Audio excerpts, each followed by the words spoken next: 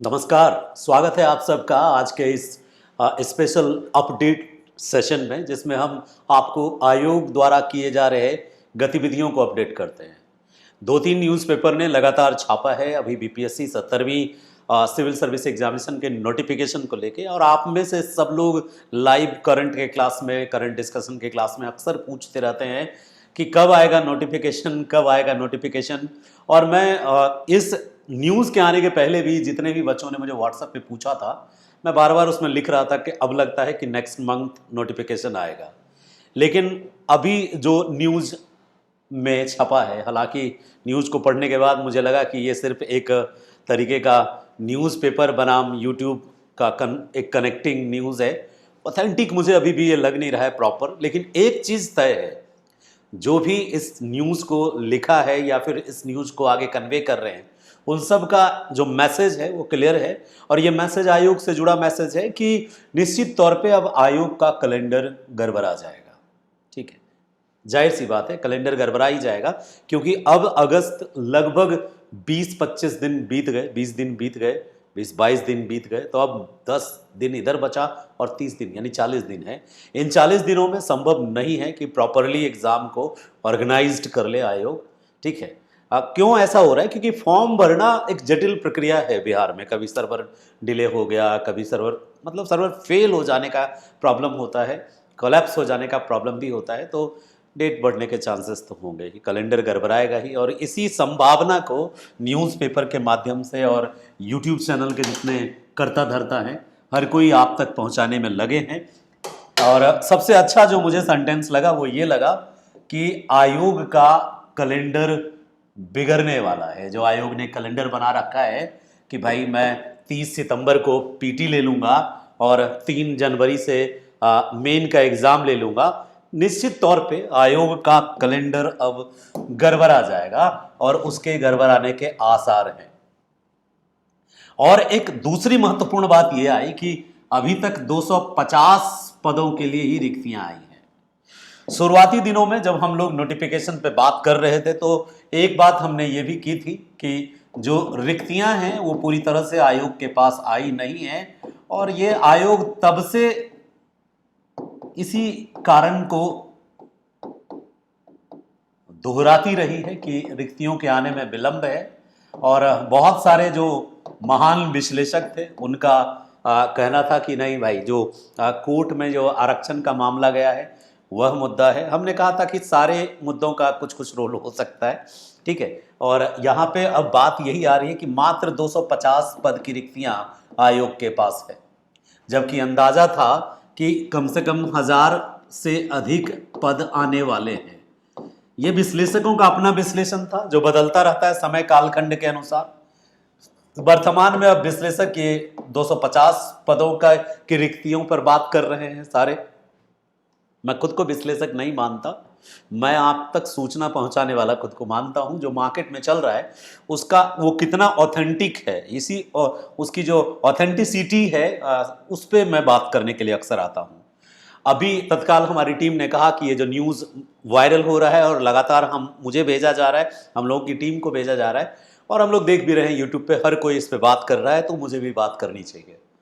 और एक और शिकायत है कि जब अच्छी चीज़ें मैं डालता हूं तो उस पर ज़्यादा रुचि नहीं लेते हैं लोग, और इस तरह की चीज़ों को बहुत ज़्यादा हाथों हाथ लेते हैं। मैं आपसे 2-3 बातें और करूंगा कि ये जो न्यूज़ वायरल हो रहा है इसको लेकर पैनिक होने की ज़रूरत नहीं है। क्यों? क्योंकि ये पत्रकार महोदय द्वारा संग्रहित सूचनाओं के आधार पर संभावित न्यूज़ है। ऑथेंटिक न्यूज़ हम उसको मानेंगे जो आयोग खुद से प्रेस कॉन्फ्रेंस करके देगी, और अभी लास्ट प्रेस कॉन्फ्रेंस के बाद आयोग ने कोई दूसरा प्रेस कॉन्फ्रेंस इसके संदर्भ में अभी तक नहीं किया है। तो आप पैनिक ना हो। ऐसे न्यूज़ को देखने के बाद आपके मन में 2-3 भाव आते हैं जो हम तक पहुंचे भी कुछ के, कि सर इतना कम पद आ रहा है तो बड़ा टफ होगा एग्जाम। देखो, ये जो पदों की संख्या है अभी सुनिश्चित नहीं है, ये संभावित संख्या है पदों की, और इसमें सत्यता जो है ये बिल्कुल अर्ध सत्य है, पूर्ण सत्य नहीं है। जब तक नोटिफिकेशन क्लियरली नहीं आता तब तक जो भी बातें मार्केट में आती हों, यूट्यूब के माध्यम से आप तक पहुंचे, न्यूज़पेपर के माध्यम से आप तक पहुंचे, उनको आप बहुत ज़्यादा मतलब प्रेशर लेके ना लें, उसको एक हल्के से लें कि ठीक है भाई, मुझे एक पद चाहिए इनमें से। आपको कितना पद चाहिए? आपको एक पद चाहिए, और यदि एक पद भी आता है तो मैं उसके लिए फाइट करने के लिए तैयार हूं। इस भाव से तैयारी कीजिए। 1000 पद आए तो भी आप बिल्कुल भगवत गीता की तरह निश्चिंत खड़े रहें और कर्म पर ध्यान दें, फल की चिंता ना करें। और यदि 250 पद आता है तो भी कर्मण्येवाधिकारास्ते मा फलेषु कदाचन के भाव से काम करिए। फोकस तैयारी पे हो, और इस तैयारी पे फोकस के साथ साथ आपको जो सबसे ज्यादा फोकस करनी है अभी वर्तमान में, अपने समय का जो मैनेजमेंट है, टाइम मैनेजमेंट, उस पर थोड़ा सा बदलाव लाने की जरूरत है। समय प्रबंधन को 2 भाग में बांटिए, ठीक है। एक जो ज्ञान अर्जन वाला भाग है, और दूसरा जो अभ्यास वाला भाग है। ज़्यादा शुद्ध हिंदी पे बात नहीं करूँगा कि एक तो जो नॉलेज गेनिंग है, यानी जो आपकी स्टडी है, उसको आप अपने अनुसार चलाते रहिए, और दूसरा जो प्रैक्टिस है, रिवीजन है, रिवीजन और प्रैक्टिस, इस पर आप फोकस करिए कि रिवीजन और प्रैक्टिस को आप, पहले क्या था कि आप अभी हाल फिलहाल में जो बच्चे का रेशियो था कि वो 80 to 90% टाइम किसको दे रहे थे? 80 to 90% टाइम रिवीजन को दे रहे थे और प्रैक्टिस को दे रहे थे, कि आप सेट प्रैक्टिस कर रहे होंगे, आप टेस्ट सीरीज लगा रहे होंगे। कई बच्चे तो साल भर से कोचिंग के चक्कर में, इंस्टीट्यूट के चक्कर में, कई बच्चे ऐसे हैं जो पिछले साल भर से टेस्ट लगा रहे हैं। देखो, साल भर से टेस्ट लगा रहे हो, अच्छी बात है, लेकिन केवल टेस्ट लगाने से सिलेक्शन नहीं होता है। क्यों? क्योंकि साल भर जो टेस्ट चलाएगा ना सिस्टम, उसका टेस्ट भी उसी लेवल का होगा, क्योंकि उनको कुछ ना कुछ परोसना है रोज। तो जैसे तैसे कुछ भी परोस के आपके सामने रख देंगे।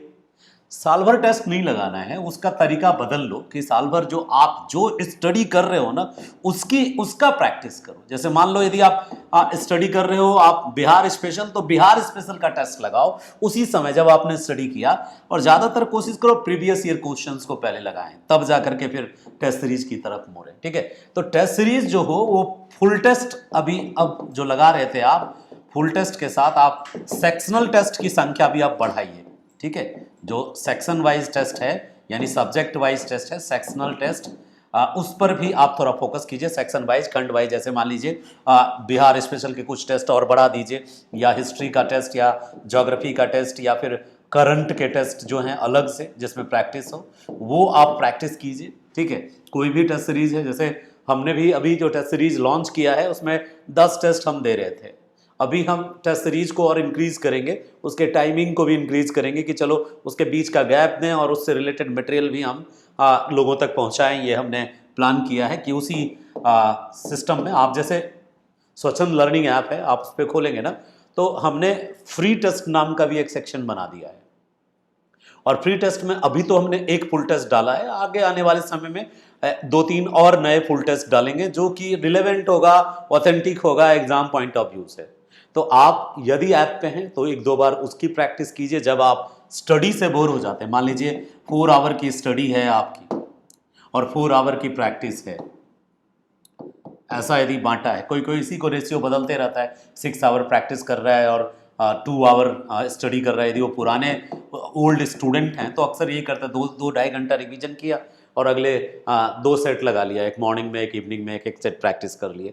सेट प्रैक्टिस जरूरी है साहब किसी भी कंपटीशन को क्लियर करने के लिए, ठीक है। स्टडी में थोड़ा ऑथेंटिक स्टडी कीजिए। यदि आप मान लीजिए कि पहले से स्टडी नहीं किए हैं, तब तो आप गो थ्रू कीजिए जो कोर्सेस है। 80 डेज वाला जो कोर्स है वो भी बहुत बेहतरीन कोर्स है, उससे गो थ्रू कीजिए यदि आप ऑलरेडी उसमें इनरोल्ड हैं, या फिर आपने कोई सेल्फ नोट्स बना रखा है तो सेल्फ नोट्स को 1 बाय 1 करके आप, अभी प्रिपेयर करने का दौर नहीं है, अरेंज कीजिए नोट्स और उसको भी पढ़ जाइए, ठीक है। क्योंकि ज़्यादा डिले नहीं होगा एग्जाम में, ज़्यादा 1 मंथ का ग्रेस मिलेगा या फिर 2 मंथ का। दिसंबर तक हर हाल में पीटी होना है, रिपीट कर रहा हूं मैं, दिसंबर तक हर हाल में पीटी होना है। और हो सकता है कि दिसंबर के पहले ले ले, क्योंकि आयोग अपनी इज्जत भी बचाने की कोशिश करेगा।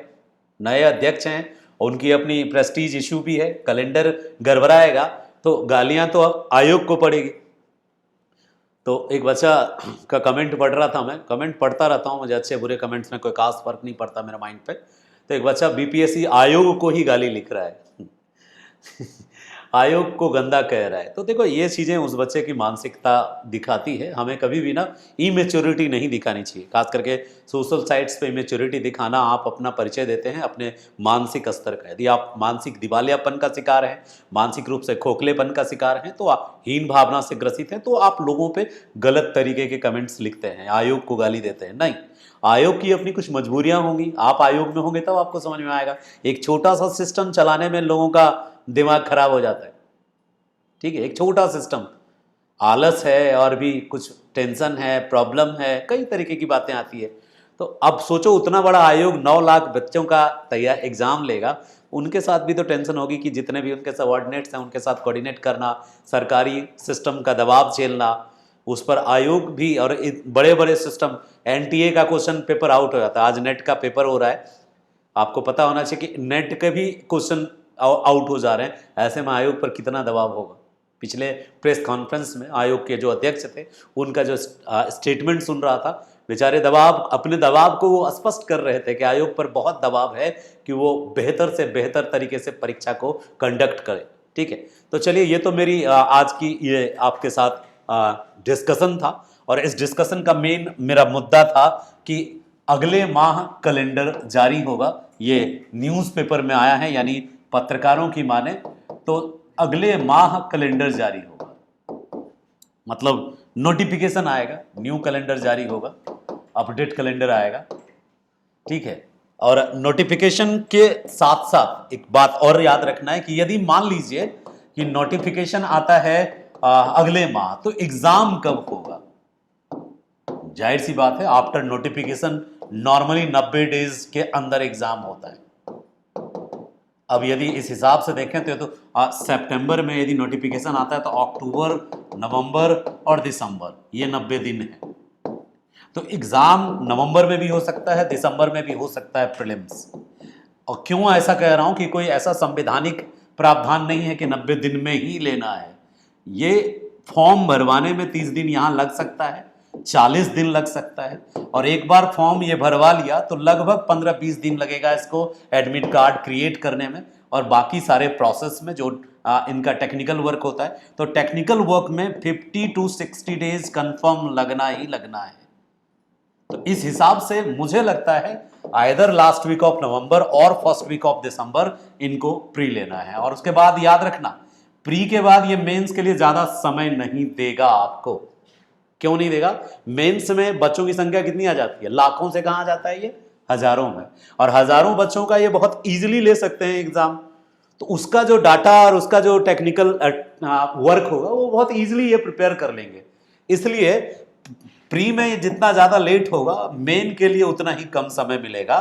तो मेरी सलाह आपको यही है इस प्लेटफॉर्म के माध्यम से, प्री पे तो जो आपका फोकस है उसको बनाए रखें और बेहतर, लेकिन मेन के लिए आप आंसर राइटिंग प्रोग्राम स्टार्ट कर दीजिए। जो आप आंसर्स लिखते हैं उसका एवेल्युएशन होना चाहिए, प्रॉपर रिमार्क्स मिलने चाहिए, और उस आंसर पे जो आपके मेंटोर्स हैं उनके साथ थोड़ा डिस्कशन भी होना चाहिए, ठीक है। ऐसा कोई साइलेंट तरीके का रिमार्क लिख दिया गया कॉपी पे और फिर उससे लगेगा नहीं, संतुष्टि नहीं होगी। तो हम इस तरीके का एक प्लेटफॉर्म डेवलप किए हुए हैं ऐप पे, जहां आपको रिमार्क्स मिलेगा, और उसमें मैं क्लासेस भी ऑर्गेनाइज कर रहा हूं आंसर राइटिंग पर। हमारे जो एक्सपर्ट हैं, पॉलिटी एक्सपर्ट हो गए, मैं हो गया, अदर एक्सपर्ट्स को भी हम बुलाएंगे आपके लिए, जिसमें आंसर राइटिंग को कैसे इंप्रूव करें वो भी बात कर लेंगे हम ऐप के माध्यम से। साथ ही साथ आपके आंसर्स का इवैल्यूएशन भी होगा। और हमने एक और चीज़ सोचा है कि दोनों तरफ से इंटरेक्शन हो, वोकल इंटरेक्शन। इसके लिए टाइम एक डिसाइड करेंगे जिसमें आपके कॉल आ सकते हैं, और कॉल पिक करने के लिए यहाँ एक्सपर्ट बैठे होंगे जो आपको अपना परिचय भी देंगे। आप उनको पढ़ चुके होंगे उनसे, और आप उनको देख चुके होंगे, फिर वो आपको आपकी कॉपी के अकॉर्डिंग सजेस्ट करेंगे, और इससे आपको आइडिया भी लगेगा कि सामने वाले शिक्षक ने मेरी कॉपी पढ़ी भी है या हवा हवाई बात कर रहे हैं। गोल मटोल बात नहीं होगी, आपकी कॉपी उनके पास होगी। जब कॉल आएगा तो टेक्निकल टीम आपकी कॉपी उनको आपके सामने रखेंगे। यदि उन्होंने एवोल्यूशन किया है तो वो आपसे बात करेंगे, या जिसने एवोल्यूशन, जो भी एवेल्युएट करेगा कॉपी, वो आपसे बेहतर बात करेंगे, ठीक है। और यहाँ सारे लोग अनुभवी हैं, मैं अपनी बात बताऊं, कई बार ऑनलाइन आप में से कुछ लोग आ जाते हैं, जैसे एक दिन एक और बालक आ गया था भक्ति संगीत, वो कह रहे आपने कभी पीटी दिया है? देखो बालक, मैंने इंटरव्यू भी दिया है 59वें, और मेरे जो मार्कशीट हैं उसको देख करके आपको इमोशनल हो जाओगे, मैं बस एक मार्क्स से रह गया था। और ये मेरे लिए दुख की बात नहीं है, ये मेरे लिए खुशी की बात है। जब कोई चीज़ ऐसा होता है जहां आप अपने तरफ से 100% देते हो, इसके बावजूद भी आप वहां पे नहीं सेट होते हो, इसका मतलब ईश्वर का आपके लिए कोई और विशेष प्लान है। तो खुशी खुशी ईश्वर के प्लान में विश्वास करना चाहिए, और मेरे साथ तो जिंदगी में ऐसा ही हुआ है। हम हमेशा जो है, मेरे साथ ऐसा हुआ है कि ईश्वर ही तय करता है मेरा रास्ता। मैं अभी खुद बताऊं तो अभी पूरी ताकत से, शिद्दत से लगाता हुआ हूँ परमानेंट इंटरव्यू दिल्ली यूनिवर्सिटी जो चल रही है। बहुत बेहतरीन इंटरव्यू देता हूँ, कम्युनिकेशन की प्रॉब्लम नहीं है, ज्योग्राफी 10 बार पूरा पढ़ा चुका हूँ आईएएस के विभिन्न कोचिंगों में। तो जो वो क्वेश्चन पूछते हैं वो मेरे लिए इजी होता है, बहुत बेहतरीन आंसर देता हूँ। यदि वो बोर्ड देते हैं तो बोर्ड पे भी एक्सप्लेन अच्छा कर लेता हूँ। टेक्निकल बोर्ड दिया एक जगह एक इंटरव्यू में मुझे, वहाँ और बेहतर कर लिया मैंने, क्योंकि बोर्ड से मैं बहुत ज़्यादा फेमिलियर हूँ, अटैच्ड हूँ बोर्ड से। तो मैं उसके बावजूद कहीं कहीं जब लिस्ट में नाम नहीं आता तो फिर मेरे माइंड में आने लगा कि नहीं, लगता है यहाँ भी थोड़ा प्रॉब्लम है। और सडनली फिर अचानक ऐसा इन्वायरमेंट बनता है जब मुझे फिर से जीवन झोंकना होता है आपके इसी सिस्टम पे, बीपीएससी के एग्ज़ाम और यूपीएससी के एग्ज़ाम पे। तो मैं इसको ईश्वर की मर्जी मान के कर रहा हूँ, आप भी ऐसा ही करिए, कभी निराश नहीं होइए। और ऐसा मत सोचिए कि मेरा 2 बार पीटी नहीं हुआ, 3 बार पीटी नहीं हुआ, उस चीज़ पे सोचिए ही मत। जो बीत गई सो बात गई, ठीक है, शोक मत मनाइए, मूव ऑन, आगे चलिए। और आगे के वर्तमान जितना खूबसूरत कर देंगे आप, विश्वास मानिए, भविष्य उससे लाख गुना खूबसूरत होगा। और जब तक भूत पर चिंता, और भूत में, भूत का मतलब पास्ट, पिछले दिन जो आपके साथ हुआ उसको लेकर के आज रोते रहेंगे आप, आगे और रोएंगे फिर आप। तो जो पिछले दिन हुआ उसको शिफ्ट के साथ डिलीट कीजिए, परमानेंट डिलीट। और जो वर्तमान है उसमें एकदम शिद्दत से लगिए। जितनी खूबसूरती से वर्तमान में आप काम करेंगे उतना ही बेहतरीन आपका फ्यूचर होगा। वर्तमान ही फ्यूचर का निर्माता है। तो अभी और आज और इसी समय से लग जाइए। कितने दिन बचे हैं ये मत सोचिए, ठीक है, टाइम आपके पास असीम है। तबाही के लिए तूफान का एक पल काफी होता है ना। तो आपके पास जितना समय बचा है उसमें अपने आप को झोंक दीजिए पूरी ऊर्जा उत्साह के साथ। ऊर्जा और उत्साह दोनों चाहिए होता है। टूटे मन से कुछ ऐसा बड़ा काम नहीं हो पाता है। अटल बिहारी वाजपेयी की एक कविता है, पढ़िएगा कभी। टूटे मन से कुछ भी बड़ा नहीं होता है। मन पूरी शिद्दत से खुशी खुशी, या जब कुछ आप अच्छा करते हैं पूरी दुनिया आपको नोटिस करती है। और कौन आलोचना कर रहा है ये मत देखिए, कौन आपको क्रिटिसाइज कर रहा है ये मत देखिए। क्यों? क्योंकि चाहने वाले की संख्या यदि 1-2 कम हो जाए तो चलेगा, जलने वालों की संख्या को बढ़ाते रहिए। जितनी ज्यादा संख्या बढ़ेगी जलने वालों की, इसका मतलब आप उतनी ऊंचाई पे पहुंच रहे हैं। क्योंकि जलते लोग हमेशा किन से हैं? नीचे वालों से ना, ना ना, जलते हमेशा उनसे हैं जो उनके बराबर आ गया हो और या उनसे ऊपर चला गया हो। जलने की चीज हमेशा ऊपर की ओर होती है। खैर, शुभकामना है मेरी, बढ़िया पढ़िए, बेहतरीन पढ़िए, और इस तरह के न्यूज़ को अपडेट होते रहिए। 2-4 मिनट का इन्फॉर्मेशन हम भी आपसे शेयर कर लिया करेंगे। और आपके मन में कोई दुविधा हो, किंतु परंतु हो, निराशा हो, लिख डालिए इसी कमेंट सेक्शन में, और हम उसको पढ़ेंगे बिना आपका नाम लिए। उस चीज़ पे हम अगले सेशन में, जो भी अपडेट सेशन है, उसमें ज़रूर बात करेंगे। मोटिवेटेड रहिए इंटरनली, वर्तमान खूबसूरत बनाइए, भविष्य की खूबसूरती आपका इंतजार कर रही है। धन्यवाद।